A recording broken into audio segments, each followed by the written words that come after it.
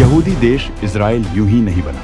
भारत का सबसे अजीज दोस्त कश्मीर की घाटियों में छुपा है। इजराइल की जनजातियों का इतिहास इतिहासकारों ने किया, ऐसा खुलासा सन्न रह गए।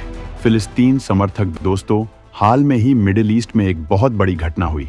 मिडिल ईस्ट की सबसे बड़ी ताकत माने जाने वाले देश इजराइल में मिसाइल अटैक करके ईरान ने बैठे बिठाए एक महायुद्ध को न्योता दे दिया। ईरान ने यह हमला दुनिया को अपनी ताकत दिखाने के लिए किया था। खासकर दुनिया के तमाम मुस्लिमों को उसने ये संदेश देने की कोशिश की थी कि वो उनकी रक्षा के लिए किसी भी हद तक जा सकता है, जिससे कि ईरानी सुप्रीम लीडर को अरब जगत के सबसे शक्तिशाली नेता के तौर पर मान्यता मिल जाए। लेकिन इसके बाद अब इजराइल जिस तरह के पलटवार की तैयारी कर रहा है, उसे ईरान थर्राया हुआ है और ईरान भारत से इस बात की अपील कर रहा है कि वो इस जंग को रोकने में मदद करे। ईरानी राजदूत ने भारत से अपील की है कि भारत और ईरान के बीच सदियों पुराने रिश्ते हैं, जबकि इजराइल के साथ भारत के रिश्ते हाल में ही स्थापित हुए हैं। इस वजह से भारत को ईरान की मदद करनी चाहिए। लेकिन क्या ये सच है? ईरान से भारत के रिश्ते बेहद पुराने हैं, ये तो हर कोई जानता है। लेकिन क्या आप जानते हैं कि इजराइल से भी भारत के रिश्ते कई 100 साल पुराने हैं? इजराइल से भारत के ऐतिहासिक रिश्तों की ये कहानी कश्मीर घाटी के पत्थरों के नीचे छिपी हुई है। इतिहासकारों के हुए इस खुलासे से दुनिया हैरान रह गई है। इसकी वजह यह भी है कि भारत से इजराइल के इतने पुराने रिश्तों का जो दावा किया जा रहा है, उसके कई सबूत मौजूद हैं। ये सबूत बताते हैं इजराइल की खोई हुई उन 10 जनजातियों की कहानी, जिन्हें सदियों तक तलाशा गया लेकिन उनका कोई पता नहीं चला था। तो आखिर क्या है भारत इजराइल के रिश्तों के बीच का ये रोमांचित करने वाला रहस्य? कश्मीर से इजराइल का क्या है नाता? क्या कश्मीरी पंडित इजराइल से आए थे? इन सवालों का सनसनीखेज सच जानने के लिए वीडियो को आखिर तक देखिए।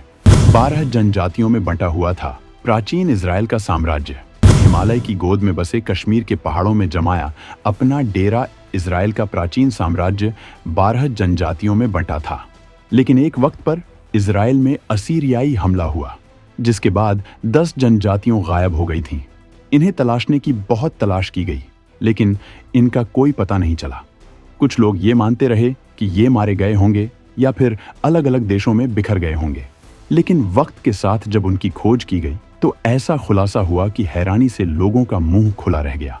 इजराइल की इन जनजातियों का वजूद कश्मीर से जुड़ा पाया गया है। इसके कई पुख्ता सबूत भी मिले हैं जो सांस्कृतिक तौर पर भारत इजराइल के रिश्तों को बेहद मजबूत बना देते हैं। इन सबूतों के बारे में हम आपको आगे बताएंगे, लेकिन इससे पहले हम बताते हैं कि आखिर इनकी खोज कैसे हुई। बाइबल के मुताबिक इजराइल के 12 बेटे 12 जनजातियों में विभाजित थे और यही जनजातियां यहूदी धर्म का आधार थीं। 8वीं शताब्दी में अचानक इजराइल के साम्राज्य में बड़ा हमला हुआ। ये हमला इतना खतरनाक और भयंकर था कि इजराइल की 10 जनजातियों को अपना घर और देश छोड़ना पड़ा था। लंबे समय तक इनका कोई पता नहीं चला था और इनकी कहानी एक रहस्य बनकर रह गई थी। ये वो दौर था जब आज की तरह सोशल मीडिया नहीं था, जबकि इतनी सुविधाएं भी नहीं, इसीलिए इनकी तलाश भी नहीं की जा सकी। कई बार कुछ ऐसी चर्चाएं होती रहीं कि ये जनजातियां एशिया की ओर चली गईं, जिनमें से कुछ अफगानिस्तान में रुकीं, कुछ तिब्बत के पहाड़ों में और कुछ ने भारत के कश्मीर को ठिकाना बनाया। खुद कुछ कश्मीरियों का भी दावा है कि उनका नाता इजराइल से है। इस रहस्य से पर्दा हटाने के लिए इतिहासकार एलन होल्ट्स ने 20वीं शताब्दी में कश्मीर की यात्रा की और कश्मीर की परंपराओं, रीति रिवाजों का अध्ययन किया। उन्होंने ये खोजने की कोशिश की कि कश्मीरी परंपराओं में इजरायली परंपराओं के कोई चिन्ह मौजूद हैं या नहीं, और इस दावे के पीछे कितनी सच्चाई है कि इजरायली सदियों पहले यहाँ आकर बसे थे। शोध करने पर उन्हें यहाँ तमाम चीज़ों में इजराइल की हिब्रू भाषा और इजरायली कल्चर की छाप देखने को मिली। यहाँ तक कि कश्मीर के मंदिरों और अनुष्ठानों में भी इजरायली कल्चर देखने को मिला, जबकि इस दावों को सच करने वाले कई शिलालेख भी मिले। ये शिलालेख इस बात का इशारा करते हैं। 2018 से 19 में इजरायली पत्रकार डैनियल बेन यूसुफ ने इस रहस्य को खोलने के लिए मिशन बनाया। डैनियल ने कश्मीर की घाटियों की खाक छानी और उन ऐतिहासिक मंदिरों और भवनों की यात्रा की जिनके बारे में लंबे समय से ये दावा किया जाता था कि उनमें इजरायली परंपराओं के चिन्ह मौजूद हैं। कश्मीर की घाटियों में भटकते भटकते डैनियल ने तमाम जानकारों से मुलाकात की, कश्मीर के विद्वानों से मिले, जबकि तमाम लोगों से भी बात की। कश्मीर में होने वाले कई रिचुअल्स को देखा उनमें शामिल हुए। रस्मों रिवाजों में यहूदी कल्चर खोजने की कोशिश की। इस दौरान एक रात एक बूढ़े पंडित ने उसे एक ऐसी कहानी अचानक ही बता दी कि डैनियल सन्न रह गए। उस पंडित ने बताया कि हमारे पूर्वज इजराइल से आए थे। कश्मीर की ये घाटी ही हमारा आखिरी ठिकाना बनी। डैनियल बैन को अपने सवालों का जवाब मिल गया था और जब उन्होंने इस बारे में इजराइल में बताया तो इतिहासकारों के बीच तूफान मच गया और इस बात का भी रहस्य खुल गया कि इजराइल भारत से इतना नेचुरली कैसे कनेक्ट हो रहा है। कई बार भारत की सरकारें सेक्युलरिज्म के नाम पर फिलिस्तीन के पक्ष में बात भले ही करती हों, लेकिन भारत के ज्यादातर लोग इजराइल के पक्ष में होते हैं। इजरायली पत्रकार ने कश्मीरी परंपराओं में भी यहूदी परंपरा के कई चिन्ह ढूंढ निकाले थे, जिससे साफ पता चलता है कि भारत के इस कोने में इजराइल का कल्चर जीवित है। शोध करने पर एक नहीं बहुत से ऐसे साक्ष्य मिल गए। कश्मीर की पुरानी किताबों और शिलालेखों में मिले इसके संकेत विवाह और मंदिरों की बनावट में भी दिखी यहूदी कल्चर की छाप। रिसर्च करने पर कई ऐसे संकेत मिले जिनके बेस पर इस बात का दावा किया जाता है। धार्मिक अनुष्ठान। यहूदी धर्म का पवित्र दिन शब्बत होता है जिसमें कोई काम नहीं किया जाता।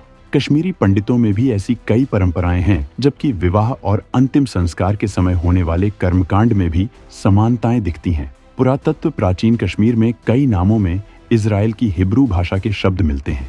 ऐसा ही एक शब्द है कोहेन, जिसका कश्मीर में इस्तेमाल होता है। कश्मीर के मंदिरों की बनावट में भी यहूदी स्थापत्य कला के दर्शन होते हैं। शारीरिक विशेषताएं। कश्मीरी पंडितों की बनावट में भी इजरायलियों से समानता दिखाई देती है। उनकी आंखें, नैन नक्श और त्वचा बहुत कुछ वैसी ही है। ये किस वजह से है, इसके लिए पुख्ता रूप से कुछ नहीं कहा जा सकता है, लेकिन समानता तो दिखती है। कश्मीर की प्राचीन इमारतों और मंदिरों में हिब्रू वास्तुकला भी दिखती है। कुछ मंदिरों के पत्थर भी यहूदी स्थापत्य के स्टाइल में तराशे गए हैं। यहाँ कई जगहों और लोगों के नाम हिब्रू भाषा के शब्दों जैसे हैं।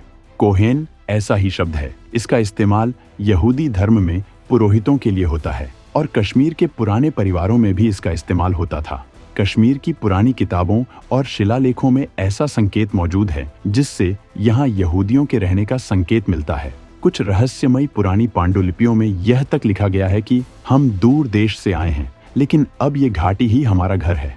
अब आप भी सोचने को मजबूर हो गए होंगे कि क्या वाकई कश्मीरी पंडित इजराइल की खोई हुई जनजातियों के वंशज हैं? तो हम यही कहेंगे कि इसका कोई पुख्ता जवाब नहीं दिया जा सकता है। ये हो भी सकता है और ये नहीं भी हो सकता है। हालांकि इस बात का मानना भी भारत के इतिहासकारों के लिए मुश्किल है कि कश्मीर के सारे पंडित इजरायली हैं। कश्मीर का एक प्राचीन और गौरवशाली इतिहास है। कई बार कई ऐसी ऐतिहासिक घटनाएं होती जब ऐसा हो जाता है कि दो अलग अलग सभ्यताओं के लोग आपस में मिल जाते हैं। भारत में एक वक्त में शकों और हूणों का भी आक्रमण हुआ था। विक्रमादित्य और शालिवाहन जैसे शक्तिशाली भारतीय नरेशों ने इन आक्रांताओं को खदेड़ दिया था, लेकिन तो भी भारी संख्या में ये लोग भारत में ही रह गए थे और भारत के गुजरात प्रांत में हूणों के बसने का साक्ष्य मिलता है। इतिहास में इसका डिटेल मिलता है। आज वो जातियां हिंदू समुदाय के रूप में ही भारत में मौजूद हैं। ऐसे में हो सकता है कि इजराइल के कुछ लोग भी भारत के कश्मीर में आए हों और वहाँ के कल्चर के मुताबिक वहाँ ढल गए हों। हालांकि इस बात को साबित करने के लिए और भी साक्ष्यों की जरूरत होगी, लेकिन कश्मीरी पंडितों का एक बड़ा इतिहास है जिसके अनेकों ग्रंथ उपलब्ध हैं, इसलिए पूरी तरह से वो इजरायली ही हैं ये नहीं कहा जा सकता। ये जरूर है कि इस समुदाय में कुछ ऐसे लोग मिल गए होंगे। बाकी सच तो और शोध करने पर ही पता चलेगा। वैसे भारत और इजराइल के रिश्ते आज बेहद मजबूत हैं। इजराइल भारत को कई संकटों में मदद देता रहा है, जबकि इस वक्त भी भारत अपने दोस्त की चुपचाप मदद कर रहा है। भारत के हथियार इजराइल जा रहे हैं और दोनों एक दूसरे को डिप्लोमेटिक तरीके से भी सपोर्ट करते हैं। पीएम मोदी और इजरायली पीएम के बीच गहरे रिश्ते हैं और अगर कश्मीर के बारे में ये कहानी सच है तो फिर ये एक दो सभ्यताओं की दोस्ती हो जाती है। 1971 के भारत पाकिस्तान युद्ध में जब कई देशों ने भारत से दूरी बनाई थी, तब इजराइल ने गुप्त रूप से भारत को हथियार मुहैया कराए।